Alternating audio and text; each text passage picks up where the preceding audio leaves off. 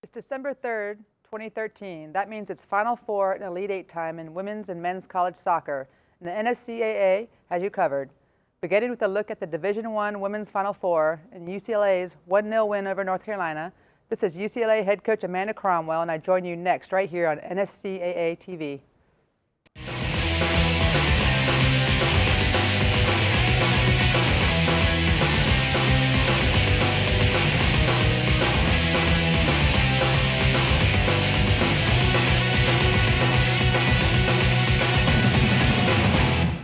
That was OI's third of the game. Rowland with her fourth save. As UCLA has it at midfield, a through ball for Taylor Smith. She's got it in the box. Seeloff comes out to make the save. It's still loose and it's put in the net. Taylor Smith gets the rebound, puts it in the back of the net, and sends the Bruins to the College Cup.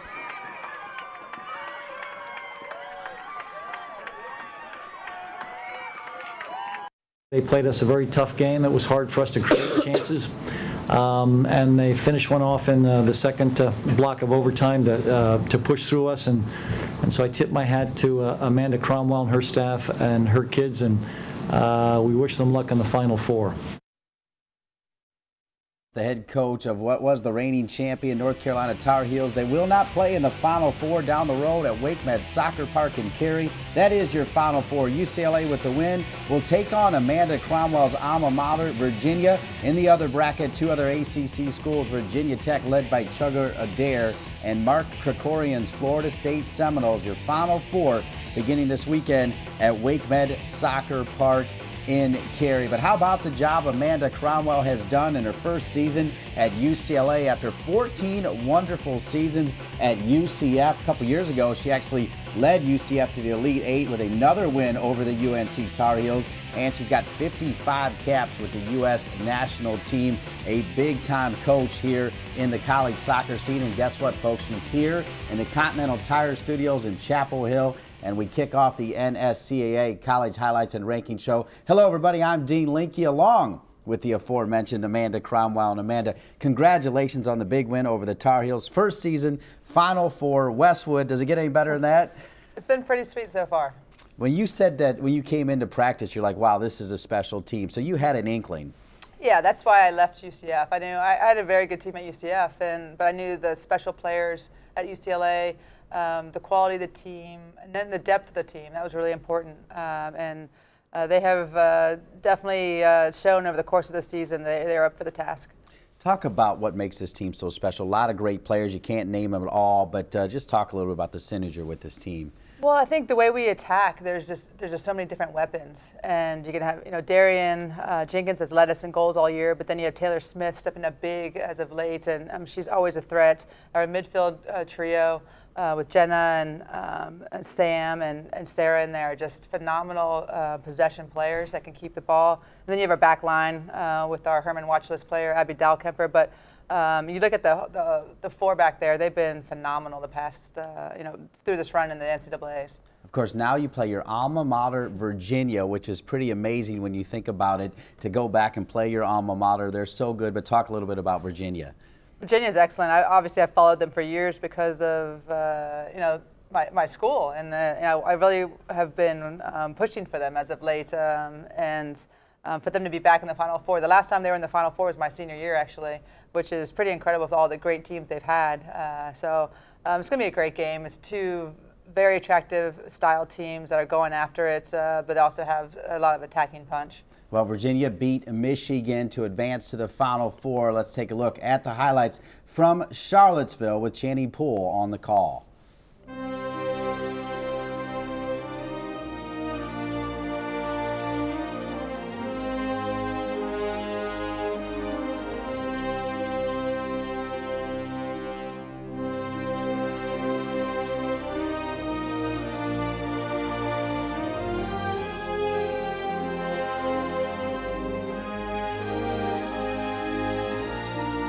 Now Ordonez backs away. McCombs approaches. It's sent in, and Buckland corrals it with Bryan right on the doorstep.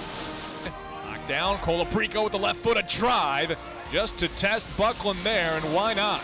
He has to send it towards the corner, track it down, sends it in. Bryan leaping for the header. Douglas couldn't get there. And the Who's ultimately don't get the shot away, but still a great ball played in there. Doniak through for Bryan, the tap, the goal! Morgan Bryan once again putting the Who's ahead. And what a great goal.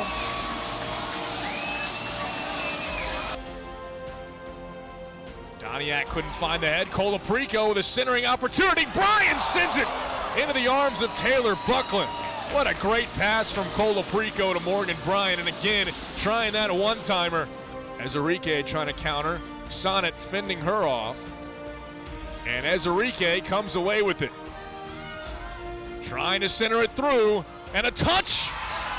And Michigan has found the equalizer. Directing traffic, she finds Ratcliffe. Brittany Ratcliffe lets it go with the left foot just over the crossbar. A boom from Ratcliffe. And back to Stith. She pushes it through. Doniak bodying off defenders. Ratcliffe back for Doniak. And a great look, but she sent it high. Flavor we've become accustomed to with relentless shots. Through for Doniak. She comes up with it. Trying to center, and Buckland dives to stop that attack. Goal, remember, in national play against Mexico. So she did it against Murillo's team, and Murillo started that match. This is chipped in, gets by, and in a tip off the post, it rolls across! It should go down as Minchel's goal, and it gives Virginia the 2-1 lead.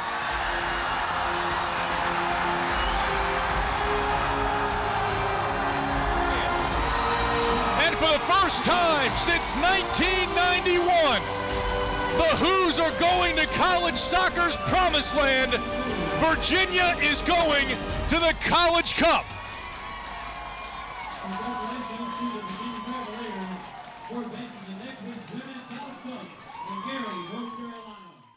Thank you so much, Channing Poole, for that great call. You said it, first time back since 1991. You look at that, though, Morgan Bryan, who may win the MAC Hermann Trophy winner with another big goal.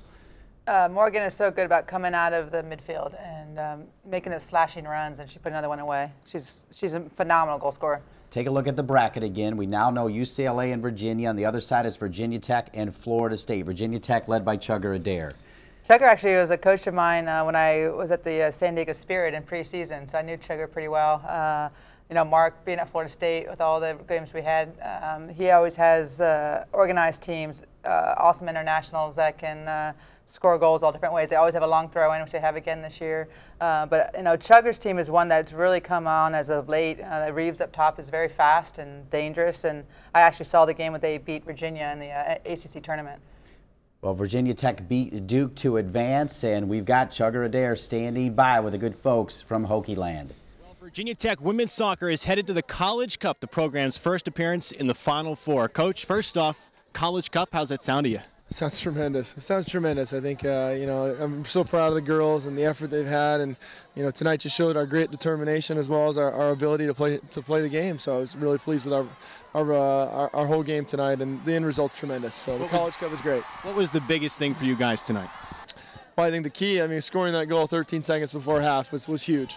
Sent us into a totally different halftime plan than we would have had the second half, and you know, we were able to attack the whole second half as well. Up a goal, we didn't defend, we continued to attack, and that kept us out of any problems at the back. Walk us through that key goal and what you saw. Well, the key thing was just changing the point of attack, and Morgan Conklin was able to receive the ball on the right side, played Taylor Antolino, who then played it back to her, and she changed the point back to the back post where Jensen was able to head it away, and it was a good finish. So, how about the girl standing next to me, Jazzy Reeves, that put it away? Jazzy's been tremendous. I mean, you look, you know, all year. I mean, she started the season off by coming in prepared, coming in ready, fit, healthy, and ready to go, and just started the ball rolling for us back in August, you know, and did a lot of the work before the season, and really took care of herself, and she's been ready to go, and it's rolled over through everybody and been infectious through the team. Coach, congratulations. We'll see you at the College Cup. Thank you, Andrew. All right, we'll turn it over now for Jazzy Reeves. First off, I'll ask you the same thing that I just asked Coach Adair. College Cup, Virginia Tech Hokies, what are you thinking? How does that sound? I have no words for how excited and how proud I am of our team. I mean, it's just unheard of, like, in this program so far. So just to hear those words associated with our team is amazing, and I couldn't be happier. Tell me about the motion on the bench when it said 0-0 and you guys all ran out there. What was that feeling like for you? It was amazing because they were a very dangerous team. So, I mean, anything could have happened at any moment, and we were just waiting for that clock to tick down so we could just say that we're officially going back to carry. So we were so happy. All right, so Duke did have the run of play probably early on in this game. What allowed you guys to turn it around? I think we just kept fighting. We just matched their energy, and we kept going hard into tackles. Even though we weren't playing our best soccer necessarily, we just kept fighting and fighting, and eventually it went our way. Tell me about what you saw breaking away for that third and final goal. I just saw the goalie in the goal, and that's what freaks me out the most. So I just knew that I had a chance to maybe seal the game, so I just tried to stay composed and just pick my spot and put it in the back of the net. Your teammates tell you anything special once you scored that one? That they love me, maybe. I don't know, but I love them even more because we're going to the Final Four, so happy. Congratulations, Jasmine. Thank you so much. Once again, women's soccer headed to the Final Four of the College Cup coming up in a couple weeks. I'm Andrew Allecredited with the Virginia Tech women's soccer team. Now let's go back to the NSCAA studio and Dean Linke. I am Dean Linke. Welcome back here to the studio. Now Florida State, Mark Krikorian, what a job he's done. Mark is such a tremendous coach. Their teams are so organized. He recruits very well, obviously internationally and domestically, and they're a great possession team that always has a trick up their sleeve. Well, and they knocked off Boston College, and of course we have those highlights as well. Found the back of the net 3 times in the second half to advance to their 3rd consecutive College Cup with a 4-0 victory over Boston College. Quite proud of the team and thrilled to be sitting here going back to the College Cup. I thought that Boston College had a very good game plan in trying to slow us down, make it a little bit more challenging and limit our attack. But our persistence was pretty good, attacking in a lot of different ways, and scoring that first goal in the first half I thought was quite important to us. It was off a long throw and it popped back out to Megan, and as soon as I saw she had time in the ball, I know her quality of her cross, so I decided to stay up. I also didn't really want to jog back, so I decided I was going to stay up there, and she served in the ball and ended up going a little shorter than I thought it was, but it went to Marta's head, who flicked it, and I was just in the perfect place at the right time. It was really big, and it boosted us up, because when we get 1 goal, then 2, then the goals just come right for us. We're playing our best right now. You know, all season long we've played well and we found ways to win, but right now we're peaking at the right time. And you know, I think that the goal is to get your group healthy for this stretch of the season and to play at the highest level that you can. And I think that right now we're doing that, so my hope is that will continue. Actually, a few minutes left in the game, I just kind of stopped to think about it, and I was like, all right, need to focus. You still have time left. I want to shut out my last game, but we have the most unbelievable fans, the most unbelievable atmosphere, and I'm definitely going to miss it, but it was nice to end on a 32 home winning streak for my senior year or something like that. So yeah, we couldn't have a better game for my last game. We're going to go in, we're going to be as prepared as we can be, and you know, it's the goal. The goal is to get back there and give yourself a chance to compete for the national championship. And you know, now we're there. Now we have to continue on and find a result in the first game and play for the national championship. We're starting to play our best soccer, and it's really exciting going into the Final Four, knowing that we are going to play our best game there. So I'm really excited, and I feel like this is the year. It has to be the year. So. Florida State will now take part in the national semifinal game. That game scheduled to take place up in Cary, North Carolina. Florida State will face off against either Virginia Tech or Duke. So after a 4-0 victory in the round of 8 to advance to the College Cup yet again, I'm Scott Kotick for Seminoles.com. All right, congratulations to the Florida State Seminoles. A great job by Mark Krikorian. Now, Amanda, it is the time to also unveil the 2013 Women's Missouri Athletic Club Hermann Trophy semifinalists, and that's always an exciting time, as you know. So let's go right to it and take a look at goalkeepers and defenders. And part of the reason why I want to get right to it is there's a UCLA Bruin on that list. Tell us all about her. Ivy Dahlkemper is an awesome defender. She's the full package. She's speed. She's height, she's great in the air, but she's very skillful, and she can play a ball. You saw a ball that she played against UNC that we almost scored on Saturday, and so she's a full package. You also see D'Angelo, the only goalkeeper from South Carolina, Frisbee from Portland. We just heard from Cassie Coleman at Florida State, the ACC Defender of the Year, and then Emily Menges from Georgetown. Let's flip it now to the midfielders, and boy, I'll tell you what, you can't get much better than these 3 right there. We start with Morgan Bryant, and we'll show you some footage. You already talked a little bit about her, but what a special player. She comes in 16 goals and 14 assists. She might be the front runner. She might be. I mean, her ability just to take over a game is phenomenal, and she can do it in the midfield as a playmaker, as a goal scorer, with her slashing runs through the back line. Of course, Crystal Dunn, the reigning MAC Hermann Trophy winner at North Carolina. As we look at footage at her, she can change a game. Crystal can change a game, and we saw that a little bit on Saturday when she was coming in and out because of her injury. And she's just so dynamic, and she can dribble at you with speed. She can score from all different areas of the field and also be a playmaker. And then Julie Johnson has been instrumental. Sophia Huerto has 16 goals. Megan Marble has 15 goals, and they've been led by Julie Johnson. Those are your midfielders. And finally, as we take a look at the forwards, another Virginia Cavalier pops out, another player you got to deal with in the College Cup. We're not excited about those girls. They're so quality and have speed and athleticism, but also very technical, and their ability to score goals has been proven throughout the season. So those are two of the players we definitely have to shut down. Take a look at some footage of Kem Ezerike. She is a giant up top at forward for Greg Ryan. She'll be at the end of this play, always in the right place. She was in the right place against Virginia in their game. We watched. She's such a beast up there. She can battle a defender off the ball, and she played a great ball into the mix for their goal.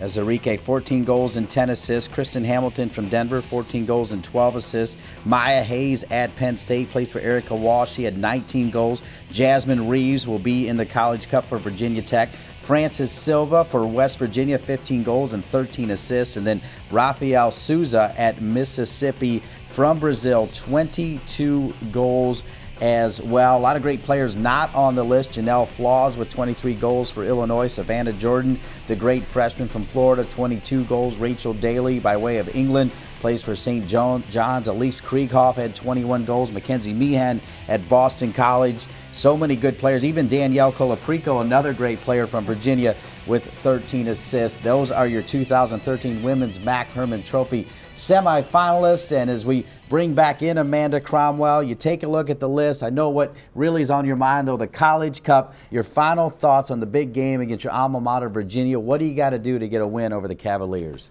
You know, I think we have to be very organized defensively, and we got to obviously watch for Morgan Bryan coming out of the midfield. But I think if we can score one early and put some pressure on them, we can do some things that maybe they're not used to. You know, they're used to the ACC, but they're not used to the Pac-12. So we'll try to throw some things at them.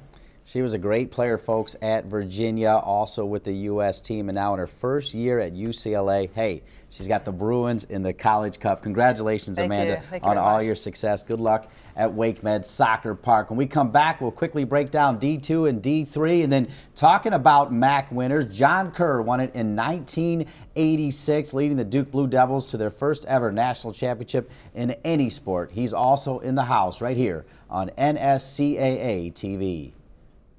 There's a reason soccer is called the beautiful game. Experience it live at the 2013 NCAA Women's College Cup, December 6th and 8th at Wake Med Soccer Park in Cary, North Carolina. Affordable tickets now available at ncaa.com/Women's College Cup.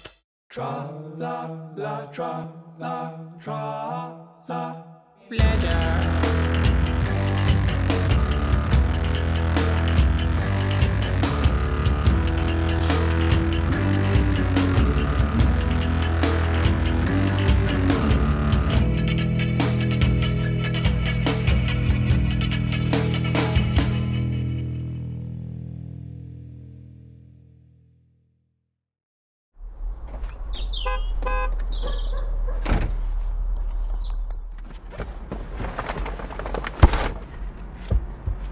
Hey, Miss C. Sorry I'm late. That's okay. I just don't want you boys to be late for your big game. Okay, have fun. I'll be right here after the game. Continental Tire, the official tire of Major League Soccer. Continental Tire is the presenting sponsor of the NSCAA Highlights and Rankings show right here on NSCAA TV. Continental Tire, innovative technology, driving confidence. Find out more at continentaltire.com. Everybody's going to want to be in Philadelphia for the NSCAA convention, January 15th through 19th, 2014. Still some spots open. To register, go to nscaa.com/convention. And speaking of Philadelphia, I just want to let all the college coaches know that this year in Philly, the most happening place to be will be at the NSR Australia NSCAA party. Open bar, yes, open bar all night, entertainment, celebrities, football, freestylers, live band, DJ giveaways, and more. Get yourself there Friday, January 17th in the Ben Ballroom. Don't forget to register. Just find the link at nscaa.com. And the NSR Australia party, you'll even have the Housewives of New Jersey, Christine Rampone, a lot of celebrities there. NSR Australia, what they do is they find players to come play at all levels of college soccer, men and women. As we welcome you back here to the Continental Tire Studios in Chapel Hill, I'm Dean Linke. I want to thank Amanda Cromwell for breaking down the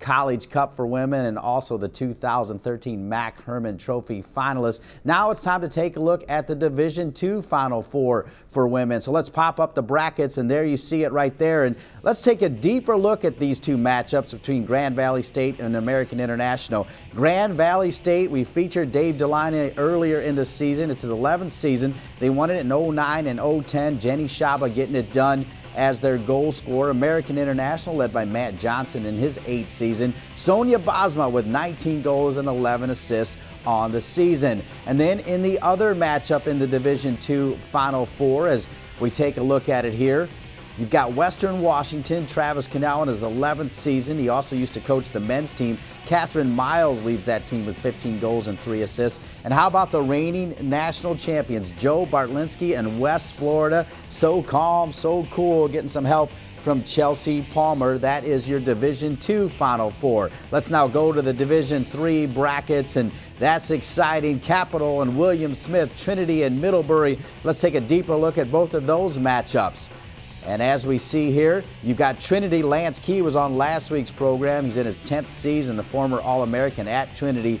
The Final Four will be played at Toyota Field in San Antonio, right down the road from Trinity University, as they'll take on Middlebury College and Peter Kim in his 10th season. They are led by Scarlett Kirk, 16 goals and 4 assists. The other matchup in the Division III Final Four, the legendary Alice Ann Wilbur, her 24th season, 478 wins, the most for any female college soccer coach. They won it in '88, and she's getting her goals from Madeline Buckley. And how about Capital University? Now, Hillary L's 14 goals. She's out. She broke her collarbone, but Chris Kouns is not worried. Here's the head coach of Capital University, Chris Kouns. Yeah, well, we're very excited. I mean, we've talked from the very beginning of the year that this is really about a journey to greatness. And we knew from the opening game when we played at the time number 5 Carnegie Mellon and came from 2-0 down that we were going to be able to generate some excitement and that we were going to be able to do some special things. And, you know, certainly as the season's gone on, as the old saying goes, everybody loves a winner. And once we got the regular season title, more and more people started to take notice, and there's been a little bit more excitement on campus and a little bit more in terms of alumni support and those type of things. And right now, I think it's a very proud university. We're doing something that only our women's basketball team had done before, which is get to a national Final Four, and we're hoping to follow their lead and maybe bring home a national championship. Now, we understand your leading goal scorer, Hillary Els, with 14 goals, broke her collarbone in the Thomas More game. She is out, but you said very much that your piano carrier team. Talk a little bit more about that. Yeah, I mean, I'm very much an old-school blue-collar kind of coach, and work rate and dedication and effort, those are the things that you control every game, no matter what happens. And so we've kind of tried to instill in the kids that you know, we need a team of piano carriers. We don't need a maestro. And so at any given moment, you have to be the one who carries the piano. You know, nobody can play it if you don't get it there. And so, especially with Elle's injury, you know, we stepped up against the #1 team in the nation. We came from behind on their home field where they've given up very, very few goals. And I think it's just a testament to the fact that this is 100% a team effort. You will be very hard-pressed to find a group that is working more as a team and is fighting more for each other than we are. Up next, the legendary Alice Ann Wilbur, 24th season at William Smith, the most wins of any female soccer coach. What do you got to do to beat William Smith? You know, honestly, it's the exact same thing that we've done throughout the entire tournament run. We play to our strengths. You know, honestly, if you look man for man, we were probably outmatched in every game. And that's okay with us, because soccer is one of those team sports that what you do as a team matters. And, you know, going into the William Smith game, we're looking at it in the exact same manner. We're going to try to defend as a team, try to work very hard on compacting the space. We're going to try to make sure that we get forward and create our opportunities. And then, as we've done all year, you know, it's key for us that you maximize the opportunities you get. You know, we talk to the kids all the time about there's very few chances in a soccer game to make an impact and to win it. And when that chance arises, you have to be on task. Coach. So, you know, it's really not about us against William Smith. It's about us against us. And if we come out and do what we're supposed to do, we always feel we're going to give ourselves a chance to be successful. Well said, Coach Chris Kouns, the top man at the Capital Crusaders. Good luck in the Final Four, and thanks for being with us here on NSCAA TV. Thank you so much, Dean. And today's interview with Capital head coach Chris Kouns and all the other interviews and features on this program are presented by Shattuck St. Mary's, a college prep boarding school with a full-time residential soccer center of excellence for boys and girls and a member of the U.S. Soccer Development Academy. We thank Jesse Fortney and Tim Carter from their beautiful Minnesota-based campus. To learn more, visit s-sm.org. Now, John Kerr, the head coach of the Duke Blue Devils, won the Missouri Athletic Club Award in 1986 when he led Duke to their first ever national championship in '86. And John Kerr will be right here after the break as you take a look at it. He looks just like that picture. John Kerr, when we come back right here on NSCAA TV. The new fall flooring styles are here, and we've got them on sale now at Lumber Liquidators. Save on new hand-scraped and exotic hardwood, bamboo, laminate, and more. Choose from 53 floors under $2 a square foot. Don't wait. Sales going on now at Lumber Liquidators. Take aim, America. Focus on your target and not the goalkeeper, and you will score more goals and win more matches. Practicing with the Ultimate Goal Sports Targets is the best way to train you to score more goals. Simply attach the Velcro straps to the net and you are ready for the best shooting practice around. As a special offer, we'll send you a package of 2 red Bullseye Ultimate Goal Sports Targets for only $19.99. Sports Targets are also great for helping you hit the mark in baseball, tennis, hockey, lacrosse, and more. And for a limited time, we'll double your offer and send you 2 blue sports targets free. Just pay separate processing and handling. Take aim, America, and improve your game with the Ultimate Goal Sports Targets. Here's how to order.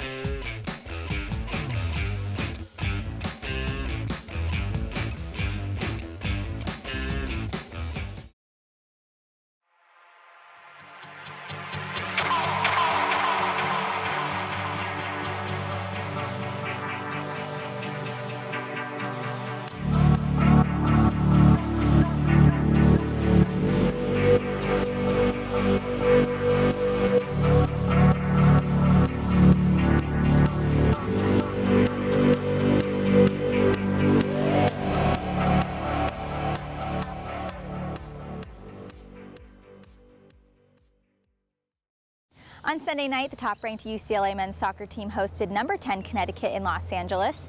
And just when it looked like a home field advantage would take place for the Bruins, the Huskies came back with a determination that earned them the upset. It went back and forth for 110 minutes, but Sunday's matchup between the Bruins and Huskies began in a dominant fashion for UCLA. Freshman Felix Vobeda put the Bruins on the board in the 12th minute with some help from fellow Bruin Victor Chavez. It was Vobeda's first goal of the season. Less than a minute later, UCLA senior Victor Munoz got taken down inside the box. His teammate, Pac-12 Player of the Year Leo Stoltz, took the penalty kick and sunk it in the lower left-hand corner, clinching his 10th goal of the season. The Bruins went up 2-0, and it was then that the Huskies' jet lag seemed to wear away. In the 34th minute, American Athletic Conference Rookie of the Year Kyle Larin found a deflected ball inside the box. While UCLA went into the locker room at halftime with a 2-1 lead, it was UConn who scored first in the second half. In the 58th minute, Kwame Awuah ripped a shot from about 20 yards out, sinking his first career goal and helping his Huskies tie up the match 2-2. The Bruins came back with a quick response just 2 minutes later. Leo Stolz earned his second goal of the night when he unleashed a shot from the top of the box, and after a deflection off of a Connecticut defender, UCLA took a 3-2 lead. The tying goal came in the 70th minute when Husky Adria Besso sailed a free kick into the box, and after a short scramble, Kyle Laren once again came through for UConn, putting the ball in the back of the net for his 14th goal of the year. Even last week, you remember, like, we up, they come back. We up again, they come back. It's those type of game. It's tournament, you know?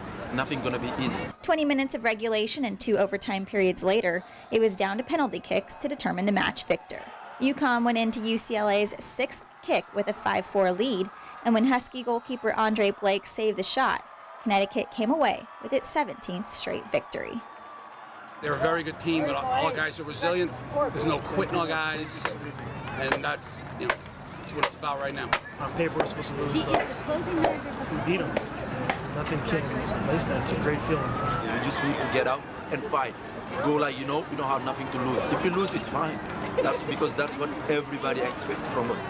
So we have a lot of advances going out and just prove that, you know, we can do it. UConn will next take on 8th-seeded Virginia at Kloekner Stadium on Friday at 7 p.m. This is the Huskies' 3rd straight trip to the NCAA tournament quarterfinals and their 16th straight national tournament appearance under head coach Ray Reed. Certainly these Huskies are proving more and more that they're no longer the underdogs. For NSCAATV, I'm Larissa White. Now we go back to the Continental Tire studios in Chapel Hill and Dean Linke. Larissa White, great job from Westwood. We do appreciate it. With that win, Connecticut will now face George Galovet's Virginia team, as this is your Elite Eight. Notre Dame and Michigan State, Maryland and Cal, New Mexico and Washington. We will get back to that in just a little bit, but right now it is time to talk about the 2013 MAC Hermann Trophy Award semifinalists for men's college soccer. And who better to do that than a gentleman who won the Missouri Athletic Club trophy back in 1986. We're talking about John Kerr. He won it in '86 when Duke won their first ever national championship in any sport. He's now in his 6th season at his alma mater, and he is here in the Continental Tire studios as we welcome in John Kerr. Coach, good to have you with us. Thanks very much. It's got to be an exciting time of the year when it's time to give out the MAC Hermann Trophy winner. You won it in 1986. Talk about how special that was. It was a great moment in my life. For me at Duke, having a chance to go for a national championship and also challenge for the Hermann Trophy. And there was an inaugural trophy for the Missouri Athletic Club, which was a big deal. And I didn't realize how big of a deal was it until my dad told me that you need to get to this banquet. But I wasn't going to go, but it's a big deal, and it was wonderful to go to a place like St. Louis where they're soccer crazy and a great reception and, you know, exciting time of the year. Well, let's take a look at some pictures of your playing days back at the Duke Blue Devils, because I meant what he said. The man still looks exactly like it. But as we look at the pictures, there's John Kerr as a player. That's got to bring back great memories, Coach. Nice and skinny back in those days. Also, of course, played for the U.S. national team as well. There's a big game against the UCLA Bruins, as we just had Amanda Cromwell in, who I understand your wife knows very well, played together. Yep. Never forget holding that national championship trophy, will you? Yeah, that was a great moment in Tacoma. Mike Lindenberger and I, he's the coach of Sacramento State, holding that trophy up. What a thrill. Well, that's John Kerr, the winner of the 1986 MAC Award. And, John, it's that time. We unveil the semifinalists here of the 2013 MAC Hermann Trophy. Let's get to it, all right? Great, Dean. All right, let's pop it up here on the screen. First off, the goalkeeper, Andre Blake. We just saw him, that big win over UCLA, and a couple players in there that you actually recruited, Steve Birnbaum and A.J. Cochran. You're not too surprised they're there. No, very talented players. Birnbaum's a great midfielder, gets around the park.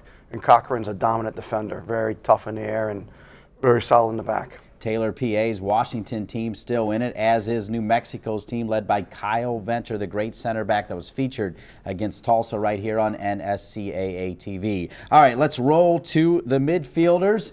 And as we take a look at it, Lori Bell, Aiden Quinn, Pedro Ribeiro, and Leo Stolz. Of course, Aiden Quinn, the son of Brian Quinn. Yeah, great Brian Quinn, one of my great friends and former teammates in San Diego, and his son's a very talented player, very savvy, very clever, and he's done a great job this year with Akron. Lori Bell, 13 goals for Wisconsin Milwaukee. Ribeiro with 11 goals. Leo Stolz, 11 goals and 8 assists for Jorge Salcedo's UCLA Bruins. And finally, here are the forwards on the list, and it's usually a an award that will go to forwards, as you know, and you take a look at it right away. Pete Karinji III, we'll roll some highlights of him playing for his dad, and what a season he had, John. I tell you what, he's a dangerous player, and he's always got a nose for goal. He's very direct, and he's clever around the goal. He's great in terms of in the box. He knows where to be, and he's got a great finishing touch. And it must be fun playing for his dad. He's a great guy, great coach, and they had a great season. Pete Karinji finished with 13 goals on the season. Indeed, they did have a phenomenal season. Tim Hopkinson, he was on this list last year, plays for Alan Dawson at Old Dominion. He has 12 goals, 16 goals for Sajay Lev-Are from Cal State Northridge by way of Israel. And then the last three players that you know very well, Steve Newman at Georgetown, Harrison Shipp in the ACC, his 12 goals, very good player. Yeah, Harrison is creative, crafty. He's great around the box. He's always looking for a shot for himself. And if you shut that down, he's looking to play his teammates in. And he's very dangerous in the final third and is always looking for an avenue to goal. And he's a great player. He's scored a lot of goals this year as well. Steve Newman has 10 goals, and his running mate Brandon Allen with 11 goals, so he had a great season. Yeah, another follow-up from last year. Great Final Four team, and Newman really runs the show. He makes things happen, and he's creative, and he can score goals himself from all angles, and what a talented player he is. And speaking of talent, the reigning MAC Hermann Trophy winner is, of course, Patrick Mullins from Maryland. You take a look at footage here, another big goal in front of a big crowd to roll on in the NCAA tournament. What a player. He's just dynamic. He's very forceful. He's direct. He knows openings, and he's very calm in front of goal. He gets there and finishes things off well, and tribute to him, he had another great year as well. 16 goals and 8 assists, and that is your 2013 MAC Hermann Trophy list. I want to thank Steve Vio with the NSCAA, and of course all the great folks as well from the MAC, including Jim Wilson, the Director of Communications. John Bew is over there as well. We want to thank everybody with the MAC. As you take a look at that list, I'm not asking you to pick one, but Patrick Mullins, the reigning champ with a very good team, leads the nation in 16 goals. He's got 8 assists to go with it. Could be the favorite. Yeah, he's very talented, and he's, to come off winning the Hermann Trophy last year, he's got to be the favorite going in. But I tell you what, Harrison Shipp had a wonderful year for Notre Dame, and they're firing on all cylinders, and he makes them tick, so he's got to be another challenger. Indeed, so many great players on there. We wish all of them great luck. It's also Elite 8 time, so we're going to keep Coach Kerr here. You take a look again at it there, and we start, since we showed you that Connecticut win over UCLA, the matchup there between Ray Reid at UConn and George Galvich at Virginia. Yeah, it's going to be a great game. I mean, Connecticut had to come from behind to beat UCLA away and then go into penalty kicks. They're a very talented team, very in terms of going forward, they're very organized. They pass the ball well to each other. They get around the box and create things. And Virginia, I think, is favored. They're going to be at home. They're very athletic. They can adapt to any style. They got speed. They got strength. They got know-how. And they got to favor the home team in that regard. Well, Virginia overcame a red card after 57 seconds. Let's take a look at the highlights here from Charlottesville. Now a run for C. Norte on the flip side for Marquette. And a clean steal, we thought, from Brown, but the foul call. Yeah, and this is going to be a straight red. Straight red, John. It's a denial of a clear goal-scoring opportunity, and suddenly this match has just changed completely. Madison on ball, slips it through for Allen, just outside of the 18. He lets it go, and a diving stop by Charlie Lyon. The pressure getting a little bit on the quick counter, but as the match goes on, fatigue's going to set in. Here's Louis Bennett, and that one knocked off the goal line by Kyler Sullivan. Boy, nervous moments there. Dillon sending it in. It's headed down across. Callie Brown diving right on the goal line, and it's somehow cleared away. Bennett tries to fire. It's blocked out in front. Brady Wall taps it up into the air. And it will be Thompson sending it in, and it's into the back of the net. Virginia strikes first. Off the free kick, Scott Thompson buries it. 1-0 UVA. Eric Bird with a head of steam towards the far corner. Defended by Brady Wall. He centers it along and tapped in towards the goal. What a finish! The one-timer from Darius Madison. 2-0 UVA. Punched away by Carroll. That one knocked down by Huberg. He keeps the play on. C. Norte right in front. Score. C. Norte draws the Golden Eagles to back within one.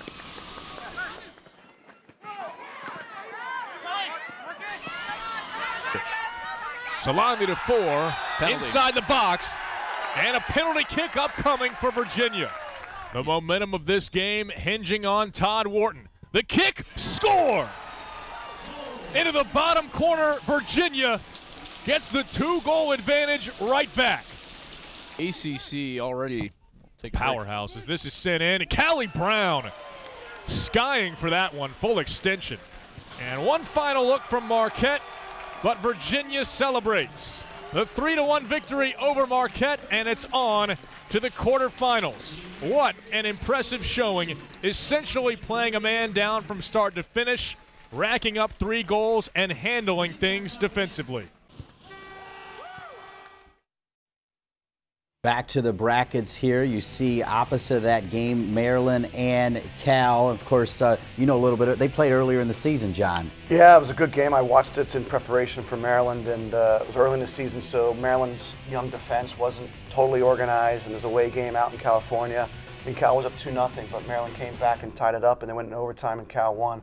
Cal's a very good team, though. They passed the ball well, very disciplined, and they got some dangerous weapons, and you know, it's going to be a great matchup. That could go either way. I think a coin toss there.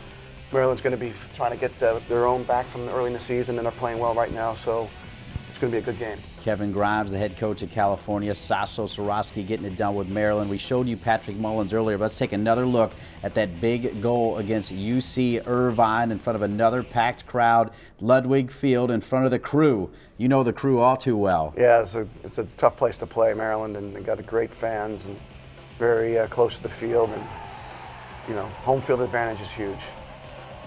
Mullins with the goal, and of course the celebration ensued. There's the final whistle, and there's Patrick Mullins with a clap of the hand as they knock off UC Irvine. George Kouns, what a great season they had as well. All right, congratulations to Maryland as they move on. Take a look at the brackets here again, and of course Notre Dame will face Michigan State. You know Bobby Clark's team very well. They're very good. This year they've really come into their own. They attack from the outside backs, getting forward, and Harrison Shipp is the guy running the play centrally and creates so many openings for himself and his teammates, and you got to fancy them at home as well. Michigan State's a very, very nice team. I saw them early in the season. In fact, Notre Dame beat them early in the season, and I know they were missing a couple players, but Michigan State's organized and knows Notre Dame well from the Big East, so it should be a good matchup, but again, I favor the home team. Michigan State now has Adam Montague back, and of course he scored the goal against Georgetown to beat them 1-0, but they are led in the back. John Kerr talked about their organization. Kevin Cope might be one of the best center backs in the country. 2013 All-Big Ten. He won the Big Ten Freshman of the Year. He's overcome injuries, and we caught up with the star defender from East Lansing. Joined now by All-Big Ten defender Kevin Cope. He was also the Big Ten Freshman of the Year back in 2009, and here you are in the Elite Eight. Congratulations. How about those Michigan State Spartans? Thank you. We appreciate it. You know, big win for the program yesterday, that's for sure. And not easy to go into Georgetown and get a win. They made it to the final game last year. Tell us about the game and also the impact Adam Montague made. I mean, they're a very good team, that's for sure. And, you know, we were fortunate enough to get a goal by Adam right when he came in off the bench.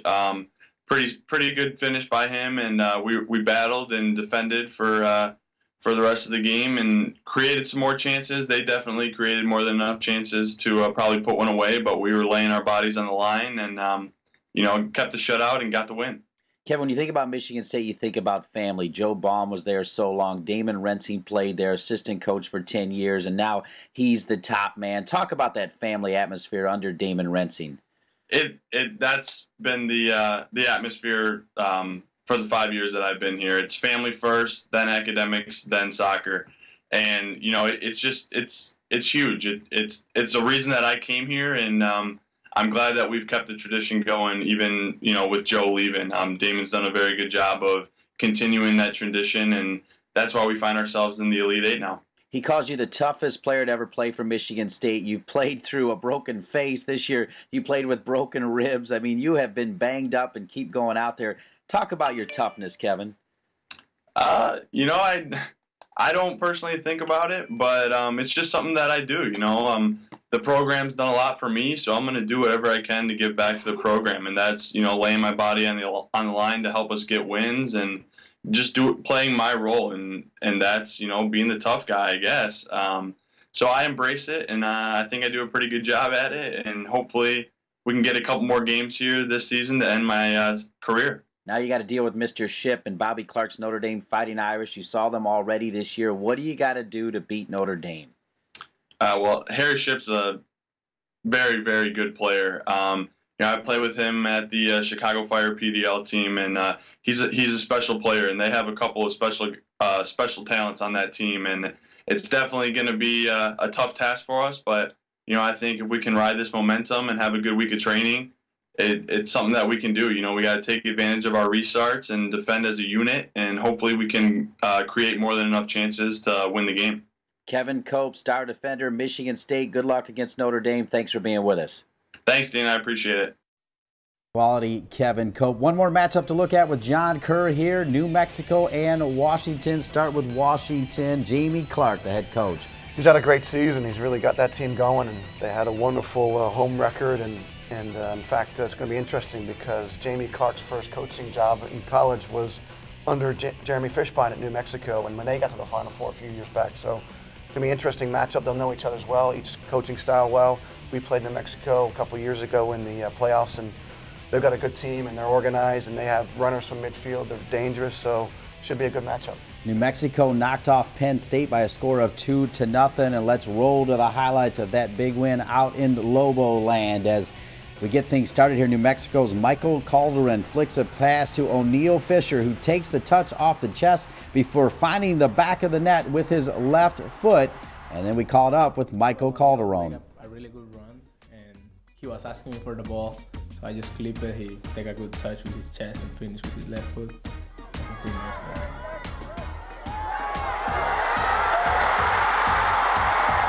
I said, you know, the first 10 minutes of the second half is going to determine the game. And not only did we prevent them from scoring, you know, we scored 2 in the first 12. So that was a pretty telling statistic. Assist as his corner kick finds James Rogers in a crowded box, who leaves a pass for Riley McGovern, who buries New Mexico's second goal of the game, and it's 2-0. We know, like, we've been in the League 8 since, we haven't been there since 2005. And I feel pretty happy to be part of this group and to have the opportunity to make it there.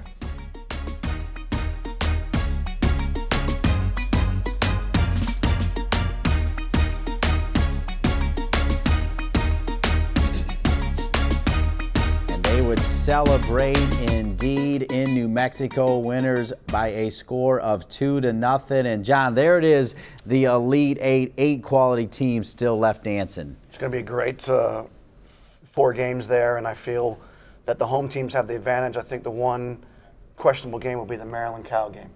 All right, we'll come back to break down D2 and D3 real quickly right here on NSCAA TV. Don't go away. There's a reason soccer's called the beautiful game. Experience it live at the 2013 NCAA Men's College Cup, December 13th and 15th at PPL Park in Philadelphia. Affordable tickets now available. Visit ncaa.com/Men's College Cup. Each year, the NSCAA puts over 7,000 coaches through our coaching education program. Youth, high school, and college coaches at all levels participate in the diploma courses. Join your peers and get educated. Better coaching, better players, better game. NSCAA Coaching Academy. Improving soccer, one coach at a time. Register today at nscaa.com/education.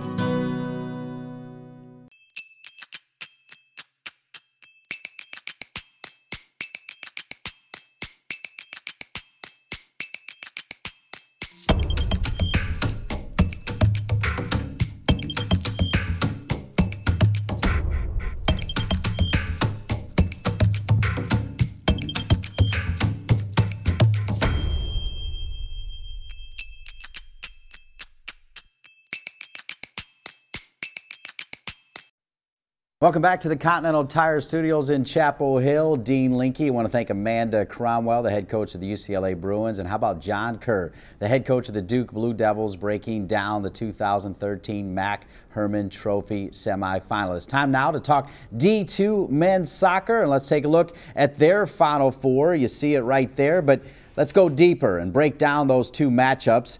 As we see right here, you've got Carson Newman led by Richard Moody in his third season. Ross Frame getting it done with 18 goals and 10 assists. And Simon Fraser, we featured them earlier on. Alan Coach, sixth season All-American at Simon Fraser. Colin Jacques is leading them with 10 goals and 9 assists. That's one matchup on the D2 levels. They'll both be down in Evans, Georgia. How about Southern New Hampshire and Rockhurst? Rockhurst led by the legendary NAIA Hall of Famer, over 600 wins, and the coach is getting it from Mark McGee, 15 goals and 6 assists. Southern New Hampshire, Mark Hubbard, they made it to the 9, 11, and 12 quarterfinals as Pierre Omanga's 21 goals and 20 assists. They're finally in the Final Four, and we caught up with Coach Hubbard and one of his 3 kids. The weather was certainly a good equalizer within the game. Both teams coming off wins 2 days earlier, so legs are a little heavy, but 0-degree wind chill, and Mercyhurst worked really hard to clean snow off the field, and right around kickoff, snow started to come again and basically snowed the entire game, but with wind in one direction definitely played a factor. So both teams just kind of simplified their game, played a little bit more direct, not as possession as we would have liked, but you know, both teams defended really well, and we were just lucky to, you know, get away with a PK victory. Pierre Omanga, 21 goals, 20 assists, 43 points. What makes him special? Again, the confidence to be at the right place in the right time. His movement's really good in the box. He's a big presence, and it doesn't take, you know, a lot of opportunities for him to finish it. So a guy that, you know, as the season goes on is attracting more and more attention, but you know, he's come in, this is his first year here and his only year, and he's transitioned really smoothly, and we're obviously very excited for him personally and for us. Quickly, Rockhurst led by an NAIA Hall of Famer. He's been there 43 years. What do you got to do to beat Rockhurst? Well, I'm very looking forward to meeting him, because he has had a lot of success, and you know, important to pick his brain. But I expect a very organized defensive group that can counter well, and very good on restarts, and has a lot of personnel coming off the bench that can do the same type of thing as their starting group is doing. So in terms of depth, they're an experienced group, a couple special players that can make a difference, and I think another tight soccer match in the Final Four situation, which I'm really looking forward to. Probably not only you're in the Final Four, we can see her right there in the corner. You've got 3 kids, Harlow, Hazel, and Harper. Harlow right there at 9 months, so right. Either you or your wife are also deserve an award. That's a pretty amazing accomplishment. Thank you very much. Yeah, Harlow's gutting out a little temperature and runny nose today, and is in a couple minutes going to help me out with the final scout before we depart for Georgia tomorrow. Hey, good luck in Georgia. Thanks for being with us, Coach. Thanks a lot, Dean. Take care. Good luck to Coach Hubbard. Here's the D3 bracket: Rutgers, Camden, Loras, Messiah, and Williams. And let's break down those 2 games a little bit deeper here. Rutgers Campton, led by Tim Oswald in his 8th season, getting their goal production from Mike Ryan, 21 goals and 4 assists. And how about Loras? Dan Rothard in his 16th season. He's coached the men and women's programs at Loras since 1988. Tom Flugel leads the team with 8 goals and 4 assists. That's matchup number 1 from Toyota Field in San Antonio. And then Messiah College, 3-time national champion in just 5 seasons under Brad McCarty, and they won quite a few with Dave Brandt as well, who's getting it done at Navy. Joshua Wood has 21 goals and 5 assists, and they'll face another legend, Mike Russo, 35th season. They won it in 95. Matt Morales, 7 goals and 3 assists, leads Williams College in the matchups here on the D3 level. Also going on right now, of course, at the NAIA level, You've got the men and women's tournaments. The men are in Montgomery, Alabama, though our women are in Orange Beach, Alabama. And we'll recap their tournaments right here next week on the broadcast of the review show, as we will break down the Final Four of women in next week's show. And we'll also take a look at the Final Four of men that'll play at PPL Park, as that'll be next Tuesday, December 10th. Add a week to that one as well. We got a couple more broadcasts coming as well, as we take a look at it here. We've got on Saturday from Cardinal Gibbons High School, the NSCAA Continental Tire Girls High School All-America game live here with Kyle Straub on the call from Raleigh, North Carolina. And a week later, I'll be in Philadelphia with Russell Payne, the head coach of Army, to bring you the NSCAA Continental Tire Boys High School All-America game at Immaculata College in Immaculata, Pennsylvania. Wow, what a great show it was. So many people to thank. But before we get there, I want to remind everybody about the convention as well. The convention's coming up in Philadelphia, January 15th through 19th. You can still register at nscaa.com/convention. And don't forget about the great NSR Australia party. It's an open bar. It's going to be a great time. All you got to do is show proof that you're a college coach and you get in. NSR Australia is an Australian company who helps Australian soccer players obtain opportunities in the USA. They work with all levels of colleges from junior college to D1, and they get them cleared academically and athletically. Wow, we talked about all the people we've got to thank. Let's go ahead and show you right there. Especially want to thank Larissa White, Amanda Cromwell, John Kerr, all the great SIDs as well.